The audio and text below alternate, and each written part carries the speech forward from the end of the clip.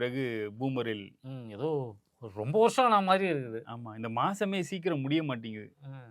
இந்த வருஷம் ஆரம்பிச்சு ஜனவரி பெருசா இல்ல, போயிட்டு தை இருக்கு. பொறந்துருச்சு. ம். இனிமேல் வழி பொறக்கும். வழி தான் பொறந்திருக்கு. யாருக்கு? பனையூர்ல இருக்கிறவனுக்கு. பனையூர்ல இருக்கணும்.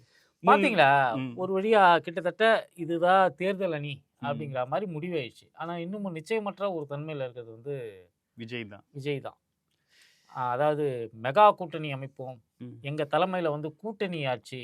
என்னென்னவோ பிஸ்கட் எல்லாம் போட்டு பார்த்தாப்புல. இல்ல எனக்கு தெரிஞ்சு ஃபர்ஸ்ட் வந்து திருமா தான் விஜயோட இத பிரேக் பண்ணது. ம். ஏன்டா நீ இன்னைக்கு கட்சி தொடங்கிட்டு எங்கள் கூட்டணிக்கு வருவார்கள், ஆட்சியில் பங்கு நீ எப்படி சொல்லலாம்? அவர் எப்பவுமே அதிரடியா தான் எதுவா இருந்தாலும் செய்வாரு திருமா. நான் வந்து டிபிஐலேருந்து இருக்காரு அவர். எனக்கு தெரிஞ்சு 89லேருந்து அவர் இருக்காரு. 89, 90ல இருக்காரு. 90லேருந்து இருக்காரு.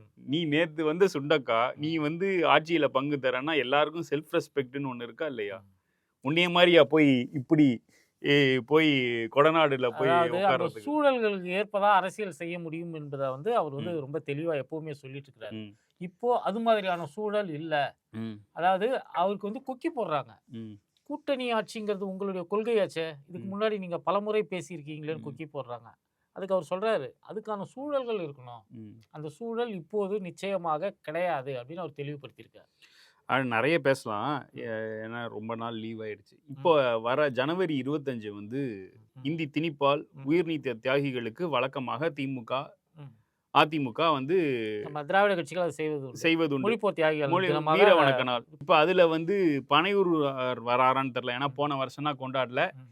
வழக்கமா இப்ப புதுசா எம்ஜிஆர் ஜெயலலிதானா ரெக்ரூட் பண்ண மாரி கொள்கை தலைவர்களா இதையும் எடுத்துப்பாங்களான்னு இல்ல தெரியல. பராசக்தி திரைப்படம் வந்ததுக்கு பிறகு இந்த மொழிப்போர் பத்தின நிறைய விழிப்புணர்வு. தேடல்கள் நிறைய இருக்கு. ம். நிறைய கூகுள்ல போய் பார்த்தீங்கன்னா ஆன்டி இண்டி எஜுகேஷன் பத்தி நிறைய பேர் தேடி வந்து இந்த பார்த்துட்டு இந்த புக் இருக்காங்க. ஃபேர்லயும் வந்து அதிகமா விற்பனையான புக்குன்றது வந்து பேராசிரியர் ராமசாமி எழுதின ஒரு ராமசாமி புத்தகம். எழுதின புத்தகம் தான். இங்கிலீஷ்லயும் அந்த தமிழ்லயும் வந்தது. இத்தனைக்கும் தமிழ்ல வந்து 2 வருஷம் 3 வருஷம் முன்னாடியே வந்திருந்தது.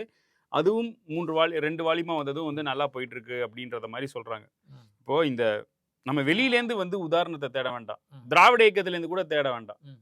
இந்தி திணித்தால் ம். என்ன நடக்கும்? நம்மளுடைய மாண்புமிகு ஒன்றிய அமைச்சர், நிதி ம். அமைச்சர் ம். நிர்மலா சீதாராமன் அவர்கள். ம். அவங்களே நமக்கு ஒரு நல்ல உதாரணம் தான் சொல்றேன். அவங்களுக்கு ஹிந்தி தெரியாது. ம். ஆனாலும் நாட்டின் நிதியமைச்சரா இருக்காங்க. எலெக்ஷன் எங்கேயுமே கண்டெஸ்ட் பண்ணாம ம். இது பண்றாங்க. பிரஸ் எல்லாம் பாக்குறாங்க. ம். அவங்களுக்கு பொருளாதாரம் கூட தான் தெரியாது. நிதியமைச்சரா இருக்காங்கல்ல. இல்ல ஏன் அது தெரியாதுன்றீங்க? உண்டியல்ல போடாதீங்க, தட்சணைய வந்து தட்டுல போடுங்கன்னு அந்த சொல்றாங்க. அளவுக்கு நாலேஜ் இருக்கா? மோடி வந்து பிரஸ் மீட் தராரா? ம். இல்ல. ம். ஏன்னா அவருக்கு இத்தனைக்கும் ஹிந்தி தெரியும். ம். ஹிந்தியில கூட தர மாட்டேங்கிற ஒரு போல்டு லேடி, நம்மளுடைய மாநிலத்தை சார்ந்தவர். அவருக்கே ஹிந்தி, அந்த அம்மாவுக்கே வந்து ஹிந்தி தெரியாது. ஹிந்தி தெரியாது. அதனால அவங்களே ஹிந்தி தெரியாது போடான்னு தான் சொல்றாங்க. சொல்றாங்க. அவங்களே ஒரு முன்னுதாரணமாக எடுத்துக்கொண்டு ம். சும்மா நம்மள வந்து ஹிந்தி தெரியலன்னா நாசமா போயிடுறேன்னு பலவீனப்படுத்துறவங்கள மேடம் புன்னகைக்கிற மாதிரி புன்னகைச்சு செருப்பால் அடிங்கன்றது தான் நம்ம நியூஸ். வந்து அதை வந்து ரொம்ப சென்சிட்டிவாலாம் எடுத்துக்கலைங்க. ம். ஹிந்தி தெரிஞ்சா பிரச்சனை இல்ல. ம். தெரியலனாலும் பிரச்சனை இல்ல. ம். அதை தான் நாம சொல்றது. நீ வந்து ஹிந்தி ஹார்ட்லேண்ட்ல இருந்தனா உனக்கு ஹிந்தி தெரியணும். ம். இல்லனா உனக்கு எந்த பிரச்சனை ஒண்ணும் கிடையாது. அந்த எந்த மாநிலத்துல இருக்கிறியோ அந்த மொழியை தெரிஞ்சுட்டா அந்த ம். மாநிலத்துல நீ பொழைச்சிக்கலாம். இவ்வளவுதானே ம். சிம்பிள். 30 நாளில் ஹிந்தி படித்து விடலாம். ஆமா. அத நாங்க ஏன் பாலாஜி பப்ளிகேஷன்ஸ்னு சொல்லிட்டு ம். புக்கே போட்டிருக்காங்க. அத 30 நாங்க வெளிய நாட்கள் ஹிந்தி பாஷைன்னு போட்டிருக்காங்க. அத நம்மளாம் டெல்லி போறப்ப அந்த புக்கை சும்மா போட்டுட்டே போவோம்ல. அத வந்து ஏன் நீ கரிக்குலத்துக்குள்ள கொண்டு வர? ம். எஜுகேஷன் இதுக்குள்ள நீ எதுக்கு எக்ஸாமினேஷனா அப்படி நீ கொண்டு வரும்போது தான் நீ வடநாடு வெஸ்ட் தென்னகம்னு வரப்போ உனக்கு வந்து ஹிந்தி வந்து பாரம்பரியமா நீ படிச்சிருக்க. நாங்க ஃபர்ஸ்ட் டைம் படிக்கிறோம். உன்னோட என்ன காம்படிட் பண்ண பண்ண முடியாது. முடியாது. நீ தமிழ்ல எக்ஸாம் எழுதிருவியா? எழுதிருவியா? தமிழ் செம்மொழி, ஆ. கன்னடம் கூட செம்மொழி. ஆ. செம்மொழிகளை படிக்குங்க. ம். 200 வருஷத்து மொழியை வச்சுட்டு இந்த மொழிகளோட வந்து இந்த மொழிகளை அழிச்சிட்டு அதுக்கு மேல நான் என் மொழியை வைப்பேன் அப்படின்னு சொன்னா என்ன அர்த்தம்? ம். அதுவும் இல்லாம இந்தியை யாரு உருவாக்குனது? ம். வெள்ளைக்காரன் அவன் நிர்வாக வசதிக்காக உருவாக்கிக்கிட்டான். பாத்தீங்கன்னா நல்லா தெரியும். அது வெள்ளைக்காரன் காலத்துல இந்தின்னு ஒரு மொழி வந்து ஒரு 250 வருஷம் ஆயிருக்கு. ஹிந்தின்ற மொழி. அதுக்கு முன்னாடி அது வெள்ளைக்காரனே எங்களுக்கு பிடிக்காது. வெள்ளைக்காரன் சொன்ன எதையும் நாங்க கேட்க மாட்டோம்னு சொல்றவங்க ம். வெள்ளைக்காரன் கொடுத்த மொழி மட்டும் உங்களுக்கு வந்து இனிக்குது, மத்ததெல்லாம் கசக்குதா? ம். ஆகவே இந்த ஆண்டு இந்த வீர வணக்க நாள்ன்றது வந்து ரொம்ப சிறப்பாக பப்ளிக் பார்ட்டிசிபேஷனோட நல்லா நடக்கும். இதுல நிறைய பேர் சொல்லுவானுங்க திமுக என்ன பண்ணிச்சு, ம். இவ்வளவு பெரிய விஷயங்கள்லாம் நடந்திருக்கா. பராசக்தியை பார்த்துட்டு சொல்றானுங்க ம். இவ்வளவு பெரிய விஷயங்கள்லாம் நடந்துருக்கு. இதுல திமுகவுடைய ரோல் என்ன? திமுக அந்த மொழிப்போர் தியாகிகள் என்ன பண்ணிட்டு மொழிப்போர் தியாகிகளுக்கு இன்னி வரைக்கும் பென்ஷன் கொடுத்தும் கிடக்குது திமுக. இல்ல அந்த மொழி கவர்மெண்ட்ல வேலை பார்த்துட்டு போறவங்களுக்கு பென்ஷன் கொடுக்குற மாதிரி ஒரு கட்சி ஒரு இதுல வந்து ஒரு போராட்டத்துல ஈடுபட்ட தியாகிகளோட குடும்பத்துக்கு இன்னி வரைக்கும் பென்ஷன் கொடுத்துட்டு உட்காந்துட்டு இருக்கு. ம். இல்ல அந்த மொழிப்போர்ல பங்கெடுத்த மாணவர்கள் யாருன்னா எல்ஜி ம். இறந்துட்டாரு. ம். சசிகலாவோட இணையர் ஆமா. மா நடராஜன் ம். அவரும் தாப்ப சீமானோட மாமனார் கூட அந்த மொழிப்போர் போராட்டத்துல மொழிப்போர்ல ஈடுபட்டவர் தான்.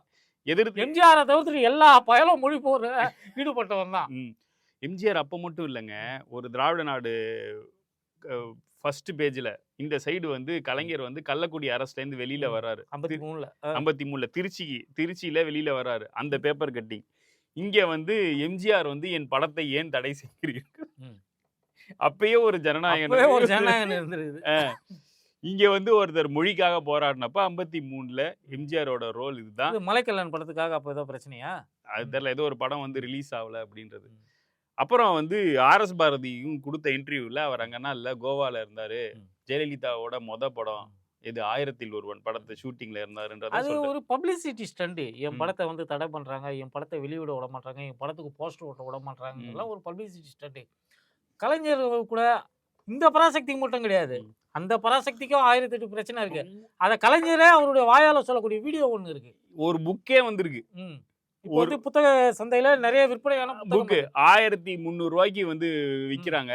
அந்த புக்ல எல்லாமே இருக்கு. என்னெல்லாம் தடை சொல்லியிருக்காங்க, என்னெல்லாம் கட்ஸ் சொன்னாங்க, அதை வந்து சென்சார்ல என்னென்ன பிரச்சனை வந்தது, யார் யாரெல்லாம் பாராட்டினோம், மொத்த தொகுப்பாவே அந்த ஒரு படம் வந்து புக் வந்து வந்திருக்கு. எல்லாரும் படிக்கலாம். நம்ம கூட வந்து அதை அப்பப்ப கார்டா கூட ரிலீஸ் பண்ணி போட்டுட்டு இருக்கலாம். அடுத்ததா சிபிஐ என்கொயரி, இந்த என்டிஏ அலையன்ஸ் ஃப்ரீஸ் ஆனது, இந்த சைடு வந்து இந்தியா கூட்டணி. இல்ல என்டிஏ அலையன்ஸ் ஃப்ரீஸ் ஆனதுன்னு சொல்றீங்க. என்டிஏ அலையன்ஸ்ல புதுசா ஏதாவது நடந்திருக்கா? புதுசா வந்து என்ன எடப்பாடியும் டிடிவி 2021ல என்ன கூட்டணி, அந்த கூட்டணி தாங்க அங்க. அதுல அப்ப டிடிவி இல்ல, டிடிவி கிடையாது, தேமுதிக இல்ல, திமுக கூட்டணி 2019ல இருந்து இன்டாக்டா இருக்கு. அந்த கூட்டணி அதே வலிமையுடன் தான் இப்பவும் இருக்கு. இன்னும் சில காலத்துக்கும் அதுதான் இருக்க போகுதுங்கிற மாதிரி தெரியுது. அதே நேரத்துல தோத்து போன கூட்டணியை வச்சுக்கிட்டு தான் எடப்பாடி மீண்டும் வராரு. அவர் இன்னும் புதுசா கூட்டணி ஒண்ணு அமைச்சு. அதாவது என்டிஏ கூட்டணியை எப்படி பார்க்கணும்னா 0+ எண்ணக்கூடாது, 0 இன்டு பிஜேபியோட யார் சேர்ந்தாலும் தமிழர்கள் புறக்கணிப்பார்கள்ன்றது வந்து டிடிவி போய் சேர்ந்து இருக்கிறாரு. இவங்க அதனால என்ன ஒரு 10-15 சீட் எக்ஸ்ட்ரா ஜெயிக்க போறாங்களா? டிடிவி இருக்கிற சீட்டெல்லாம் போக தான் போகுது. டிடிவி பிரஸ் மீட் கொடுக்குறாரு, பின்னாடில இருந்து ஒருத்தன் கத்துறான், எடப்பாடியை டெபாசிட் காலி வைப்போம். எப்ப? நேத்து நடக்குது. அவனுக்கு தெரியல இவர் என்டிஏ தான் போவாரோன்றது. இப்பவும் எடப்பாடியை துரோகியாக தான் டிடிவி பாக்குறாரு.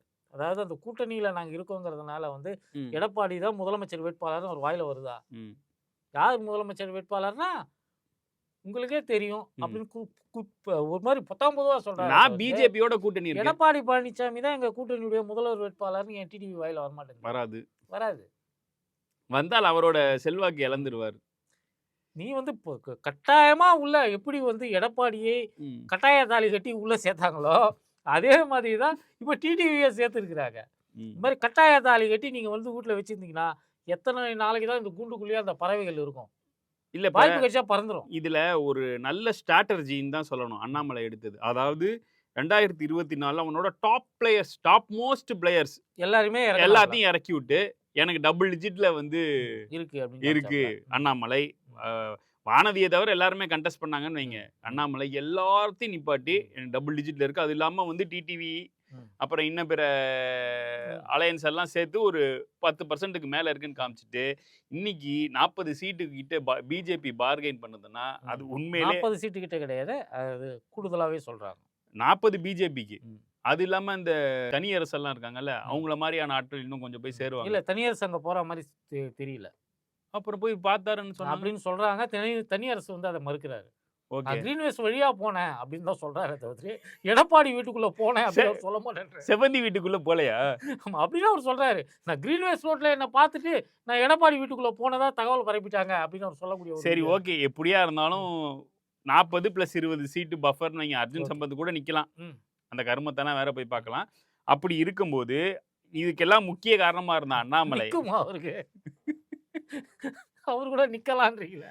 ஏங்க ஆபாசமா பேசுறீங்க? இல்லைங்க, சொல்றேன். இல்ல இந்த ஸ்ட்ராட்டஜியை பில்ட் பண்ண அண்ணாமலைக்கு கடைசியில ஒரு போட்டோல நிக்க கூட இடம் கிடைக்கல. இல்ல அண்ணாமலை திரும்பவும் அரவக்குறிச்சியில வந்து நிக்க மாட்டேன் அப்படின்னு சொல்லிட்டாப்ல. இவரு அரவக்குறிச்சியில நின்னா இவரு பெருசா ஜெயிச்சுடுவாருங்கிற மாதிரி. அவர் வந்து ஏதோ தொகுதி மாற போறாரு, கோயம்புத்தூருக்கு வர போறாருன்னு. தொண்டாமுத்தூரா பார்த்து கேளுவா அப்படிங்கிறதா நம்மளுடைய ஒரு கோரிக்கை. அதே மாதிரி விஜய் வந்து வெளியவே வரலன்ட்டு நம்ம மட்டும் சொல்லல.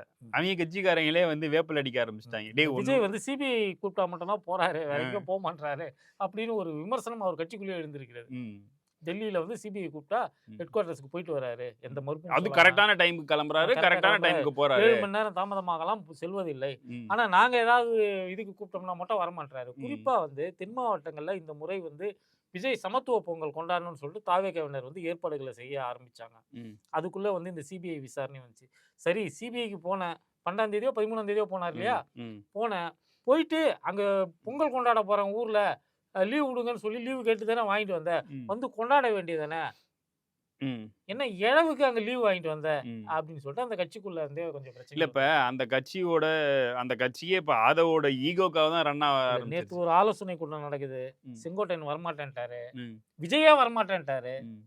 என்னன்னு புரியல. அது என்ன பண்ண போறாங்க? அது கட்சி தானா வேற ஏதாவது? பொத்தி வைக்கிறிய மேகலை மணி மேகலைன்ற மாதிரிதான் புஷி மட்டும் ஆக்டிவா இருக்காருங்க. ஜாலியா எதை பத்தியும் அவர் கவலைப்படாம அவர் பாட்டுக்கு அவர் மனசு தோணுனதெல்லாம் செஞ்சுட்டு போறாரு. திடீர்னு பார்த்தா அது என்ன ஹோண்டா ஆக்டிவா வண்டியில எங்கேயோ போயிட்டு இருக்கிறாரு, யாராவது கட்சிக்காரங்களோட ஹெல்மெட் போடாம போயிட்டு இருக்கிறாரு, எதையாவது ஒன்று பண்ணிட்டு இருக்கிறாரு. அவர் மட்டும்தான் அந்த கட்சியில வந்து சுறுசுறுப்பாக இருக்கக்கூடிய ஒரே ஆளாக இருக்கிறார். அவரால் யாருக்கும் பாதிப்பு இல்லை. இன்னும் சொல்லப்போனா அவரால் யாருக்கும் பிரயோஜனமும் இல்லை. இன்னொன்னு வந்து அவர் இது நிலைப்பாடு எடுங்க, அது நிலைப்பாடு எடுங்கன்னா சொல்றது இல்லை. மக்கள் விரும்பும் முதல்வர் வேட்பாளர் விஜய், அதுதான் நிறுத்திக்கிறார். அவ்வளோ இவங்கள மாதிரி ஏடிஎம்கேவும் டிஎம்கேவும் எங்களுக்கு எதிராக அலையன்ஸ் சேர்ந்து வைக்கும்னு சொல்றது. அவர் வந்துட்டாரு. அடுத்து பாலிடிக்ஸ் ரொம்ப ஈஸியான ஒரு பாலிடிக்ஸ் தான், ரொம்ப சிம்பிளான ஒரு ரசிகர் மன்ற பாலிடிக்ஸ் தான். கட் அவுட் வைப்போம், பாலை ஊற்றுவோம், பட்டாசை வெடிப்போம், நாம பாட்டு கிளம்பி போயிட்டே இருப்போம் அப்படிங்கிற மாதிரி சிம்பிளான ஒரு பாலிடிக்ஸ்ல இருக்கிறாரு புஷி. அடுத்து வந்து காளியம்மாள் வந்து தோராயத்துல இருக்கிறதா சொல்றாங்க. எந்த கட்சிக்கு போக போறாங்கன்னு தெரியல. நாம வந்து அவசரப்பட்டு அவங்களை வாழ்த்துவதா அவர்களை வைவதா அப்படின்னு தெரியல. அதனால ஒரு மாதிரி குத்து மதிப்பாகவே பேசுவோம். ஏற்கனவே நீங்க அவங்க அதிமுகக்கு போவாங்கன்னு 2 வருஷம் முன்னாடி சொல்லி, ஆமா, நாத்தாக்கா ஃபேன்ஸ் எல்லாம் வந்து அகில உலகத்திலிருந்து வந்து கால் பண்ணி நம்மளுடைய மூப்பரை தொல்லை பண்ணதுனால நம்ம வந்து எங்கிருந்தாலும் வாழ்கன்னு முடிச்சிருவோம். தாவேக்காவுக்கு போவதாக அவங்க வந்து விருப்பப்பட்டு போய் முயற்சி எல்லாம் பண்ணியிருக்கிறாங்க. ஆனா தாவேக்காவில் இருக்கக்கூடிய சில ஆண் காளியம்மாக்கள், ராஜ்மோகனை தான் சொல்றேன்னு நினைச்சுக்க போறீங்க, ராஜ்மோகனை தான் சொல்றேன், அவங்கெல்லாம் வந்து காளியம்மாளுடைய ஸ்பீச்சுக்கு வந்து ஒரு இது வந்திருக்கு இல்லையா, ஒரு ரசிகர் கூட்டம் வந்திருக்கு இல்லையா, ராஜ்மோகனுக்கு வந்து இப்போ யூடியூப்ல கூட ஒன்றும் பெருசா வரலையே, காளியம்மாள் தன்னை தாண்டி வந்துருவாங்களோ அப்படிங்கிறதுல ராஜ்மோகன் தான் கட்டைய போட்டதாக ஒரு தகவல். இல்ல இப்ப விஜய் சிபிஐக்கு பயப்படுறாரு. சிபிஐ யார பார்த்து தெரியுமா பயப்படுது? ராஜ்மோகனை பார்த்து பயப்படுது. டெல்லியில வந்து போர்டே வச்சுட்டாங்க ஏர்போர்ட்ல, ராஜ்மோகன் வரக்கூடாது அப்படின்னு. அதேதான் கரூர் சம்பவம் நடந்ததுக்கு பிறகு ராஜ்மோகன் ஒரு 15-20 நாட்களுக்கு தலைமறைவாக இருந்தார். போலீஸ்காரங்க யாரை கேட்டு நீ தலைமறைவா இருந்த, உன்னை நாங்க ஏதாவது தேடணுமா, நீ பாட்டுக்கு தலைமறைவுன்னு போயிட்டா போலீஸோட பேர் என்ன வருது அப்படின்னு சொல்லிட்டு அன்னைக்கு எஸ்ஐடியே வந்து கேட்டுச்சு, தயவு செஞ்சு வெளியில வா, உன்னால எங்க பேரு கெடுது அப்படின்னு சொல்லி. அதே மாதிரி தான் இப்ப சிபிஐ விசாரணைக்கு வந்து ராஜ்மோகனை அவங்க வந்து கன்சிடரே பண்ணல. இருந்தாலும் ராஜ்மோகனும் சொல்லிக்கிறாரு, சிபிஐ விசாரணை வேற இருக்குது, டெல்லிக்கு போகணும், என்ன பண்றது தெரியல அப்படின்னு அந்த ஏரியால வந்து ஒரு கெத்து காமிச்சிட்டு இருக்கிற மாதிரி சொல்றாங்க. இப்போ ஒன்றிய கல்வி அமைச்சர் அவர் வந்துட்டு வந்து மும்மொழி படித்தே ஆக வேண்டும்னு திணிக்கிறார். எப்போ 2 நாள் 3 நாள் முன்னாடி ஞாயிற்றுக்கிழமை. எப்போ எடப்பாடி பழனிசாமி என்ன நிலைப்பாடு எடுக்க போறார்? சிஏஏக்கு என்ன எடுத்தாரு? இதனால யாருக்கு பாதிப்பு? எடப்பாடி எதுக்குதான் நிலைப்பாடு எடுத்து இல்ல சிஏஏனால யாருக்கு பாதிப்பு அப்படின்னு சொல்லுங்க அப்படின்னு சொன்னார்ல. இப்ப அதே தான் வந்து இன்னும் கொஞ்ச நாள் அவர் சொல்ல போறாரு. ஹிந்தி படிக்கிறனால யாருக்கு பாதிப்பு சொல்லுங்க, மும்மொழியால யாருக்கு பாதிப்பு சொல்லுங்க. மேல நாம் எடப்பாடி ஹே அப்படின்னு சொல்லிட்டு நீ போய் இந்த வயசுல போய் படிச்சனா இதுதான் விளங்குமா? அடுத்ததா வந்து அந்த கட்சியில மிதுனோட கை ஓங்குவதாகவும், 3 மொழி கிடையாதுங்க, 300 மொழி கூட படிச்சுக்கலாங்க. வசதி வாய்ப்பு இருக்கிறவங்க, தேவை இருக்கிறவங்க 3000 மொழி கூட படிக்கிட்டங்க, அது பிரச்சனை கிடையாது. யாரு அதை எதிர்க்கிறா? கட்டாயமா எதுக்கு கொடுக்குற? நீ அதை ஒரு உலக பொதுமொழி, நான் நாலேஜுக்காக படிச்சுக்கிறேன், என் தாய்மொழி என் புரிதலுக்காக படிச்சுக்கிறேன், நான் எந்த மொழியில சிந்திக்கிறேனோ அது என்னுடைய தாய்மொழி அந்த மொழியில நான் படிச்சனாதான் எனக்கு நல்லா புரியும். இவ்வளவுதான் சிம்பிள் லாஜிக். இதை விட்டு போட்டு எதுக்கு இந்தியை திணிக்கணும்? இந்தியை திணிக்கிறதுனால உனக்கும் பிரயோஜனம் கிடையாது. நீ குஜராத்தி தானே, இந்த நாட்டோட பிரைம் மினிஸ்டர் குஜராத்தி தானே, ஹோம் மினிஸ்டர் குஜராத்தி தானே. அவங்களோட இதுவே ஹிந்தி இல்லையே. அவங்களோட இதுவே ஹிந்தி இல்லையே. அந்த காலத்துல மொரார்ஜி தேசாய் மாதிரி சில ஹிந்தி வெறியர்கள் இருந்தாங்க. மொரார்ஜி தேசாய்லாம் ஹிந்தி வெறியர் தான். மொரார்ஜி தேசாய், வாஜ்பாய் வந்து சம்வாட் அவரும் ஹிந்தி வெறியர் தான். ஏன்னா 70ஸ்லேயே ஐநா சபையில போயிட்டு ஹிந்தியில பேசின ஆள் வாஜ்பாய். ஐநா சபையில அன்னைக்கு வந்து இந்த டிரான்ஸ்லேஷன் ஃபெசிலிட்டிலாம் கிடையாது. அங்க இருக்கிற எவனுக்கும் புரிய போறதே கிடையாது. அங்க போயிட்டு ஹிந்தியில பேசுற ஆட்கள்லாம் உண்டு. அதனால எந்த பிரயோஜனமும் கிடையாது. எதுக்கு ஒரு மொழியை வந்து திணிச்சு நீ வந்து இந்த நாடு ஒழுங்கா இருக்கக்கூடிய ஒரு நாட்டை வந்து எதுக்கு வந்து பிளவுபடுத்துற? பாரு, முன்னாடியெல்லாம் வந்து சொல்லிட்டு இருந்த ஹிந்தின்னு சொன்னா தமிழ்நாட்டில் தான் பிரச்சனை பண்றாங்க, கலவரம் பண்றாங்க, தனி நாடு கோரிக்கை வந்துடும், அப்படி இப்படிலாம் நீ வந்து என்னென்னத்தையோ சொல்லிட்டு இருந்த. இன்னைக்கு கன்னடத்துல வந்து பிரச்சனை வந்துகிட்டு இருக்குது. கன்னடத்துல ரொம்ப வன்முறையா இருக்கிறாங்க. இந்த காலகட்டத்திலையும் வன்முறையா இருக்கிறாங்க. ஹிந்தின்னு சொன்னாலே செருப்பால் அடிக்கிறானுங்க. இப்போ கேரளாவில் பிரச்சனை வந்திருக்கு, வங்கத்தில் பிரச்சனை வந்திருக்கு, எல்லா ஊர்லயும் பிரச்சனை வந்துகிட்டு இருக்குது. நாங்க மட்டுமா எதிர்த்தோம்? ஊரே சேர்ந்தா அப்பயே 65 போராட்டத்திலேயே வேற எதுலயுமே இல்ல, முரசொலியிலே வந்து பதிவாயிருக்கு. அப்போதைய காங்கிரஸ் அமைச்சர்கள் வந்து இந்தியை எப்படி எதிர்த்தார்கள்னு சில பேர். அங்க இருந்து இப்ப ரிசைன்மெண்ட் வந்தாங்கல்ல, சி சுப்பிரமணியம்னா வந்து ரெசிக்னேஷன் லெட்டர் கொடுத்தாரு. ஒன்றிய கல்வி அமைச்சர் வந்து இந்தியை எதிர்த்தார் அன்றைக்கு. பொய்யெல்லாம் சொல்லல இல்லையா? இப்படியெல்லாம் அந்த சைடும் பாதியும் உண்மைகள் இருக்கிறது. என்ன சொல்ல வரேன்னா, இப்ப இந்த இது வாஜ்பாய் வச்சு சொன்னீங்கன்றதுனால சொல்றேன். ஜுகல்பந்தின்னு ஒரு புக் வந்திருக்கு. அந்த புக் வந்து ஒரு வெப் சீரிஸ்க்கான கண்டென்ட். அது வந்து ப்ரோ பிஜேபியா இல்ல பிஜேபிக்கு எதிரான படிக்கிறவங்க தெரிஞ்சுக்கணும். வாஜ்பாயா ஒரு வெப் சீரிஸ்க்கான கண்டென்ட் தான். நீங்க பத்தி தனியா பேசுவோம். இல்ல எதுக்கு அதை சொல்றேன் அப்படின்னா, பிஜேபி வந்து எப்படி வந்து எவால்வ் ஆச்சுன்றதுல வந்து அந்த புக்கு நல்லாவே கவர் பண்ணியிருக்கான். ரொம்ப கஷ்டமான ஆங்கில மொழினால படிச்சா புரியக்கூடிய மொழி தான். அதுல என்ன சொல்றேன்னா, ஃபர்ஸ்ட் 5 ஸ்டேட்ல தான் கான்சென்ட்ரேட் பண்ணானுங்க. கவ் பெல்ட் மட்டும் தான் வந்து கான்சென்ட்ரேட் பண்ணானுங்க. இன்னொன்னு, இந்த ராமர் கோயில் இடிப்பதற்கு எது அவங்களுக்கு உதவியாக இருந்தது அப்படின்னா, இந்த ராமாயணம் சீரியல். இந்த Ramayanam serial 72 episode VP Singh காலத்துக்கு முன்னாடி தான் நிறுத்தப்படுது இல்லையா? அப்ப வந்து ராஜீவ் காந்தி வந்து ஒரு கேஸ், ஷானா பானு கேஸ் அப்படின்றதுல ஒரு இஸ்லாமியருக்கு ஆதரவா, ஒரு மைனாரிட்டிக்கு ஆதரவா ஒரு நிலைப்பாடை வந்து எடுக்குது காங்கிரஸ் கவர்மெண்ட். அதனால வந்து காங்கிரஸ் கவர்மெண்ட் எடுக்கல, அது நீதிமன்றத்துடைய ஒரு தீர்ப்பு. அது தீர்ப்பு அமல்படுத்த வேண்டிய நிலைமையில அரசாங்கம் இருந்தது. அதனால தன் மீது மைனாரிட்டி அப்பீஸ்மெண்ட் பார்ட்டின்ற இது வரக்கூடாதுன்றதுக்காக ராமாயணம் வந்து, அது காங்கிரஸுக்கு இன்னைக்குமே ஆசிட் டெஸ்ட் தான் வச்சுக்கோங்க. மைனாரிட்டி அப்பீஸ்மெண்ட்ங்கிறது வந்து அவங்களுக்கு வந்து சுதந்திர காலத்துல இருந்தே அது ஒரு பிரச்சனை. நம்மனா ஆமாண்டா அப்படிதான் பண்ணோம்னு போயிடும், அப்படிதான் பண்ணுவோம் சொல்லிட்டு போயிடலாம். அது வந்து காங்கிரஸுக்கு வந்து அது வந்து நாங்க அப்படியும் பண்ணல இப்படியும் பண்ணல, அதை மறைக்கிறதுக்கு தான் வந்து இந்த ராமாயணம் எபிசோடே வருது. அதுக்கு முன்னாடி எப்ப ராமாயணம் வந்தது அப்படின்னா, எமர்ஜென்சி காலத்துல ராமாயணம் போட்டதானே சொல்றீங்க? ஆமாமா, அதெல்லாம் நான் சின்ன வயசுல பாத்துருக்கேன். நீங்க அதனால ஒன்றும் மதவெறியெல்லாம் நம்ம ஆவல லக்கி, அந்த வடநாட்டுல தான் ஆயிருக்கு. இன்னொன்னு, அதுக்கு முன்னாடி எப்ப ஹிந்தியில தான் போட்டானுங்க, தமிழ்ல கூட போடல. ஹிந்தி தெரியாது போடான்னு சொல்ற நாங்களே ஹிந்தியில போட்டதை பார்த்து இருக்கிறோம். எங்களுக்கு ஒன்றும் பிரச்சனையே கிடையாது.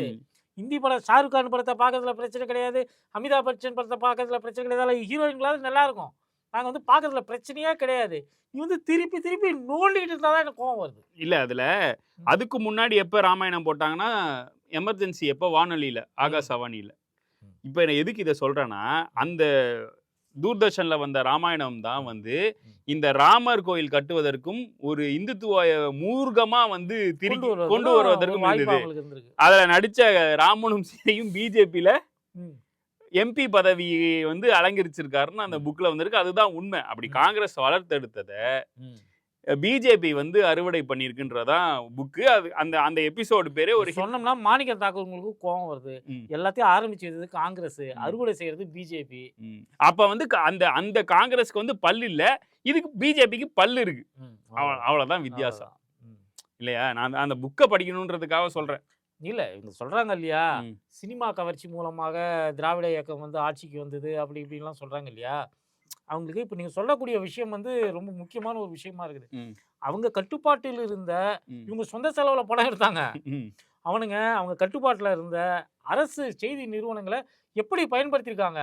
எமர்ஜென்சி பீரியடில் வந்து நிறைய பேர் இங்கே இருக்கிற இலக்கியவாதிகள் எல்லாம் வந்து இந்திரா காந்தியை புகழ்ந்து பாட்டு பாட வச்சிருக்கிறானுங்க.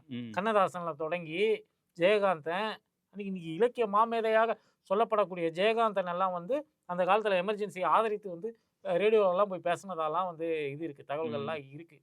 ஒவ்வொரு காலகட்டத்திலும் இவங்க வந்து ரேடியோ, டிவி இது மாதிரியான விஷயங்களை இப்படி தான் பண்ணிட்டு இருக்காங்க. 90களுக்கு பிறகு தனியார் தொலைக்காட்சிகள் வந்ததுக்கு பிறகு தான் இவங்க கிட்டேருந்து நம்மளுக்கு சுதந்திரம் கட்சி டிவி ஸ்டேஷன் கிட்டேருந்து நமக்கு சுதந்திரம் கட்சி அதுக்கு பிறகு தான் ஒரு இதுவான இது வந்திருக்கு அப்படின்னு நம்ம சொன்னாலும் கூட, இன்றைக்கு இருக்கக்கூடிய நிறைய தனியார் செய்தி சேனல்கள் ஊடகம் என்பதை ஒரு சேவையாக கருதாமல் வேறு ஒரு சேவையாக கருதி, வேறு ஒரு சேவையாகனா புரிஞ்சுங்க, நீங்க சொன்னா புரிஞ்சுப்பாங்க. வேறு ஒரு சேவையாக கருதி இன்னைக்கு செஞ்சுட்டு இருக்கிறத வந்து நம்ம காலையில இருந்து கூட பார்த்துட்டு இருக்கோம். நேத்து கூட வந்து ஊடகவியலாளர் சவுக்கு சொல்லவே கூச்சமா இருக்கு. நீங்க ரோட்டுக்கு போங்க, 10 பேர்கிட்ட கேளுங்க, பியூஷ் கோயெல்லாம் யாருன்னு கேளுங்க. பியூஷ் கோயெல்லாம் என்னது, அது ஏதாவது பழுப்பு கம்பெனியா அப்படின்னு கேட்பான்.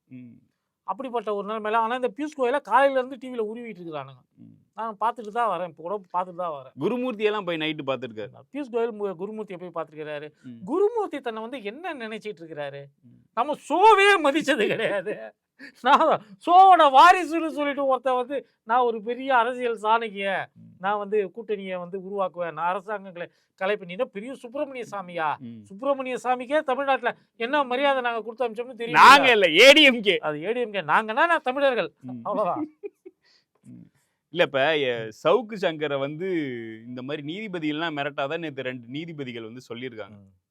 அதான் பிளாக்மெயில் வேலை செஞ்சுக்காத ஒரு நீதிபதி டைரக்டா சொல்லிட்டேன். நான் வந்து எதிர்பார்க்கவே இல்லை பொதுவா. ஆனா இது வந்து சென்னை உயர்நீதிமன்றத்தின் சென்னை கிளையில நடந்திருக்குது. ஆமா ஆமா. இல்ல இது ஏன் சொல்றேன்னா, வழக்கமா வந்து இந்த ஆர்கே, அப்புறம் மூத்த பத்திரிகையாளர் ஆர்கே, அப்புறம் அந்த சிவகங்கையில ஒரு எம்பி ஜெயிச்சிருக்காரு. இப்படிங்க ஒரு பிம்பை வந்து திருப்பி ஆர்கே வந்து என்னுடைய நண்பர் சவுக்கு சங்கர்னு சொல்றாரு. ஒரு பிம்பு உன்னுடைய நண்பனா இருந்தா உன்னை பத்தி நாங்களாம் என்ன நினைக்கிறது?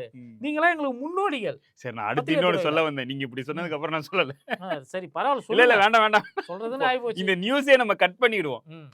ஒண்ணு இல்ல, இப்ப இந்த இவருக்கு ஆதரவா யார் யார் காங்கிரஸ்ல பேசுறாங்கன்னு இருக்குல்ல, அதெல்லாம் வேற இருக்குது. சவுக்கு சங்கருக்கு ஆதரவாக பேசக்கூடிய காங்கிரஸ் விடுங்க, வந்து நம்ம எதுவும் சொல்ல வேண்டியது இல்ல. காங்கிரஸ் வந்து இந்தியா கூட்டணிக்கு இந்திய அளவுல தலைமை தாங்குகிறது, தமிழ்நாட்டு அளவுல திமுக தலைமை தாங்கி கொண்டிருக்கிறது. அதோட முடிச்சு. இப்ப திமுக தலைவரும் 2 நாட்கள் முன்னாடி மாவட்ட செயலாளர் கூட்டத்துல கூட்டணி எல்லாம் நான் பாத்துக்கிறேன், கூட்டணியில் இருக்கிறவங்க சலம்பிட்டு இருப்பாங்க, அதை எல்லாத்தையும் நான் பாத்துக்கிறேன், ஒழுங்கா போய் ஒழுக்கமா போய் வேலை செய்யுங்கன்னு இருக்காரு. அடுத்தது ஒரு நெக்ஸ்ட் ஒரு 30 டேஸ்க்கு ஒரு ஆக்ஷன் பிளானோட இறங்கிட்டார். அடுத்து மாநில மாநாடு வேற நடக்குது. மாநில மாநாடு மார்ச் 8ஆம் தேதி நடக்க போகுது. இளைஞர் அணி தென்மண்டல சந்திப்பு இருக்கு, அப்புறம் டெல்டால வந்து மகளிர் அணி சந்திப்பு இருக்கு. அது இல்லாம BLA 2 BLAக்கெல்லாம் வந்து ஒர்க் கொடுத்துட்டார். ஆகவே ட்ரில் எடுக்க போறார். இன்னும் ஒரு 3 மாசம் கண்ணை தூங்குறதுக்கே நேரம். எலெக்ஷன் அப்படிதாங்க இருக்கும். அது வந்து ஒரு அரசியல் கட்சி எலெக்ஷனை வந்து இப்படிதான் அணுகும். அதிமுக ஏன் அணுகல, தாவேக ஏன் அணுகல அப்படின்னு கேட்டீங்கன்னா, அவங்களாம் அரசியல் கட்சிக்கான ஒரு தகுதி கொண்டவர்களாக இல்ல, இன்னைய நிலைமையில இல்ல. இன்னொன்னு, நேற்று ஆதவர்ஜன் சொல்லும் போது எங்ககிட்ட 70 லட்சம் பூத் ஏஜென்ட் இருக்காங்க, 74,000 பூத் போட்டாங்க. முதல்ல 234 வேட்பாளர் இருக்கிறாங்கன்னு சொல்லு நீ. இல்ல 74,000 பூத் ஏத்திட்டாங்கன்றது அவனுக்கு தெரியுமா தெரியாதான்னு எனக்கு தெரியல. இப்போதான் என்கிட்ட 70,000 இருக்குன்னு பெருமையா வேற பேசிட்டு இருக்கான். இதெல்லாம் இந்த கப்பல் வந்து பூத்துனா என்னன்னு சொல்லு முதல்ல. நீ வந்து பால் பூத்து, இந்த பூத்து, அந்த பூத்துலாம் சொல்லக்கூடாது. எலெக்ஷன் பூத்துனா என்னன்னு சொல்லு. எலெக்ஷன் பூத் வந்து 2 வகைப்படும். கட்சி தனியா, கட்சிக்குன்னு ஒரு பூத் இருக்கும், இதுக்குன்னு ஒரு பூத் இருக்கும். நீங்க கட்சிக்கு வந்து பூத் லெவல் கமிட்டிக்கு நீங்க போறது வேற, எலெக்ஷனுக்கு வரக்கூடிய அதிகாரிகள் அவங்களுக்கு உதவி செய்யக்கூடிய ஆட்கள் வேற. இது மாதிரிலாம் நிறைய விஷயங்கள் இருக்குது. இவங்களுக்கு வந்து நம்ம வந்து சொல்லி கொடுக்கணுமா என்ன ஏதுன்னே புரியல. விடுங்க, இன்னும் ஒரு 6 மாசத்துல இன்னொரு படம் நடிக்க வந்துடுவாரு. ஓகே, இல்ல இந்த படமே வராது போல இருக்குது. எந்த படம்? ஜனநாயகன். ஏங்க அது வராம இருக்கிறதாங்க விஜய்க்கு நல்லது. ஏங்க அது கேசரி எல்லாரும் பாத்துட்டாங்க. லக்கி இல்ல அமேசான் காரன் வேற அதுக்கு ஏதோ பெரிய தொகை கொடுத்து வாங்கி வச்சிருக்கானா ஜனநாயகனை.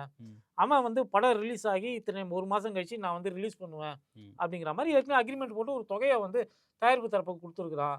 இப்போ படம் தியேட்டர்ல வெளியாகலன்னா என்னுடைய அக்ரிமெண்ட் இருக்குல்ல, அதுபடி நான் பாட்டு போட்டு விட்டு போறேன். சாட்டையே வந்து எல்லாமே OTTல ரிலீஸ் பண்றதுக்கு சென்சார் சர்டிஃபிகேட் தேவை கிடையாது.